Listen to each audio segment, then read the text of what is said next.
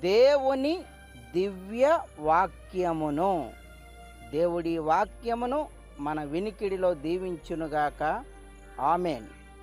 దివ్యము, దైవికము, వైభవము. దివ్యమైన వాక్యము. వాక్యము దేవుని స్వరము, దేవుని మాట, దేవుని ఆజ్ఞలు, కట్టడలు. దివ్యమైన ఆలోచనలు అనగా మంచి ఆలోచనలు.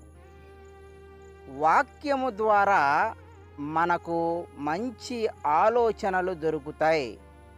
మనం ఎలా బ్రతకాలో, ఎలా జీవించాలో, ఎలా నడుచుకోవాలో, ఎలా ఆశీర్వదింపబడాలో మంచి ఆలోచనలు దివ్యమైన వాక్యము ద్వారా మనకు దొరుకుతాయి. దివ్యమైన వాక్యము ద్వారా దేవుడు మనలను దీవించి ఆశీర్వదించునుగాక. Amen. God bless you all.